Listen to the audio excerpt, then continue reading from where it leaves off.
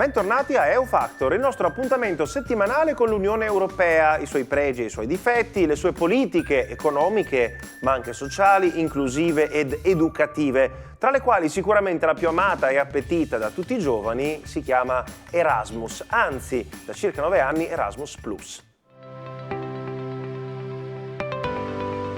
Il progetto Erasmus per il periodo 2021-2027 prevede investimenti in tutta l'Unione Europea pari a 28 miliardi di euro. Tanto è il denaro che l'Unione Europea investe, felice di farlo, nella mobilità nell'educazione. Questo è il termine utilizzato e che tra le altre cose si traduce in Italia in numeri davvero impressionanti. Andiamo al touchscreen e andiamo a leggerli, soprattutto per quanto riguarda il progetto Erasmus+, che a differenza del precedente include anche organizzazioni di ogni genere, dalle entità pubbliche, tipicamente pubbliche amministrazioni, non soltanto università ma altri cicli di studi, fondazioni, ma anche le aziende private. Dal 2014 in Italia Erasmus+ ha aperto 4.300 progetti di scambio scolastico, coinvolgendo 23.000 docenti in mobilità e 240.000 studenti universitari, oltre ovviamente ai docenti già citati.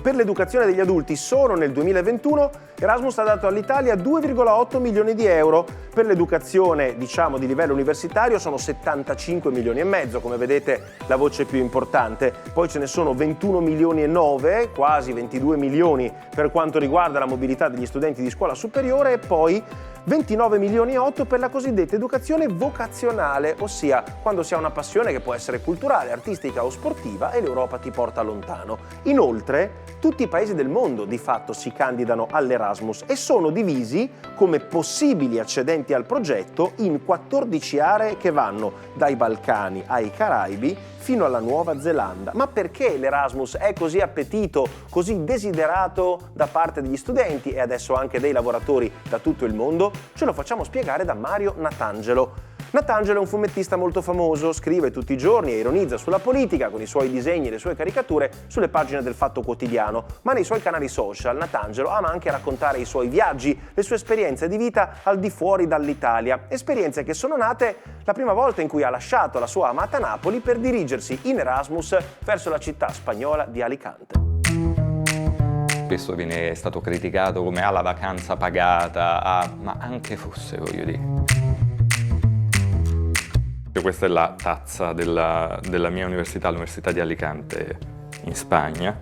La cosa bella era questa specie di statua che stava nel campus, che è una mano che scrive, che disegna, insomma. Questo mi fa ridere perché si potrà far vedere, mica mi arrestano. No, non credo. Questo è l'unico professore che mi ha bocciato, diritto comunitario. A EU Factor abbiamo un bocciato in diritto comunitario. Sono stato bocciato addirittura un esame che io mi sono premurato di seguire, di sostenere l'esame intercorso che si fa al primo semestre, e l'ultimo, guarda, lo vorrei cercare ancora. Jordi, se ci stai vedendo, barra a te Steve, parliamone comunque, perché non è giusto che tu mi abbia bocciato. Non parlavo una parola di spagnolo, sono arrivato in Spagna senza parlare una singola parola di spagnolo. Io ho trovato casa, non so neanche io come.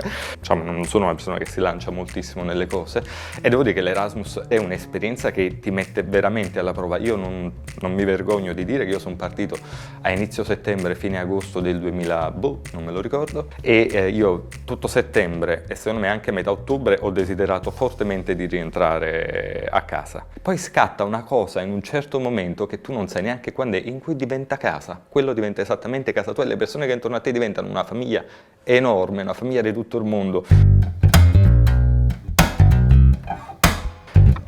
Quando sei in Erasmus, se una cosa è bella è bellissima, se una cosa è brutta è bruttissima, se una cosa è forte è fortissima. A me l'Erasmus secondo me mi ha rovinato.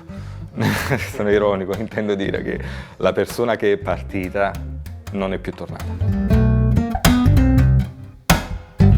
Io dovevo fare 6 mesi, partire a settembre e tornare a fine gennaio, ma io già a gennaio ho fatto la domanda per prolungare, quindi ho trovato altri esami da fare e sono rimasto fino a luglio. Da quell'anno in Spagna io non sono praticamente più tornato alla mia vita di prima. Innanzitutto mi andava stretto tutto quello che avevo, cioè come se all'improvviso mi avessero rimesso nella mia cameretta del bambino a 5 anni, ma tu ormai ti senti grande, ti senti un uomo, per carità, avevo 22 anni. Senza l'Erasmus sarebbe stato impossibile. Ci sembra, quando tu caratterizzi i politici italiani nei momenti in cui si confrontano con l'Europa, che tu li trovi poco Erasmus. Ma certo, perché i politici, purtroppo anche i più giovani, sono incredibilmente uomini e donne di un'altra generazione, ma così lontano. Cioè, si continuano a raccontare l'Europa come un vincolo, un obbligo, una struttura che ti schiaccia, che ti fa, mentre invece sono pochi quelli che riescono a trasmettere quello che è effettivamente l'Europa, l'Unione Europea. Quando poi si è trattato di parlare di cosa fa bene l'Europa, cosa no, così io ripenso a che cosa ha fatto per me, cosa significa, e credo che cioè, se anziché ripristinare la volta che ho detto, ripristiniamo la leva obbligatoria, io direi guarda, io vi farei partire per l'Erasmus, proprio partite, andate. Quindi il titolo potrebbe essere Leva Erasmus obbligatoria? Sì. Erasmus universale, Erasmus di cittadinanza, non lo so, diciamo Erasmus, basta, Erasmus.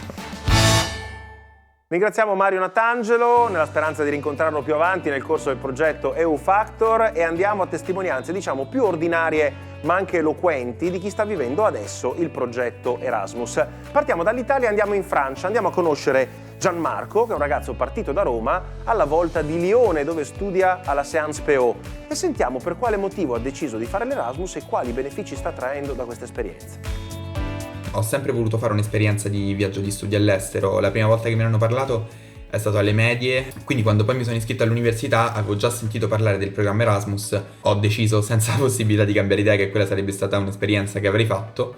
È senza dubbio l'esperienza migliore della mia vita. Sto crescendo da tantissimi punti di vista, sia da quello accademico, perché ho conosciuto tanti professori che mi hanno aperto gli occhi su tante parti del mondo e della società, ma anche da un punto di vista umano. In realtà sto proprio vedendo il modo in cui cambia il mio modo di pensare, il modo in cui sto crescendo a livello personale. È un'ottima opportunità da un punto di vista anche curricolare, perché mi piacerebbe un giorno lavorare in qualche organizzazione internazionale, magari anche a livello europeo, e sicuramente fare un'esperienza del genere potrebbe essere un grande aiuto, un grande incentivo al mio futuro lavorativo.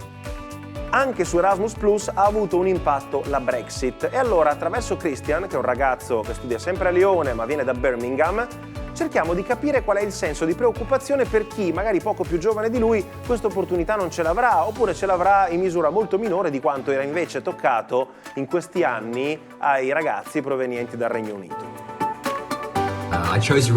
Ho scelto l'Erasmus perché offre la chance di conoscere nuove culture, persone di altra nazionalità, di vivere all'estero. Io vengo da Birmingham, ma ora mi trovo a Lione, in Francia, alla Sciences Po.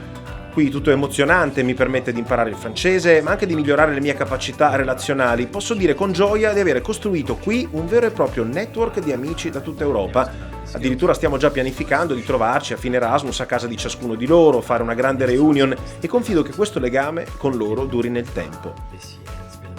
L'Erasmus è un'esperienza che allena la tua capacità di adattamento. I miei piani futuri ora dipendono anche dal mio livello di francese, perché il Regno Unito purtroppo è uscito dall'Unione Europea e ora è tutto più difficile per noi. Spero che le cose cambino, francamente, che tornino come prima, perché il beneficio di un'esperienza come questa che sto vivendo io adesso è a dir poco enorme. Il sentimento espresso da Christian, che ringraziamo, è quello che nel Regno Unito viene definito regret, che sarebbe regret, ossia rimpianto per la Brexit. Lo capiremo in una prossima puntata di EU Factor, ma ora il nostro tempo è concluso e la pillola di coesione termina qui.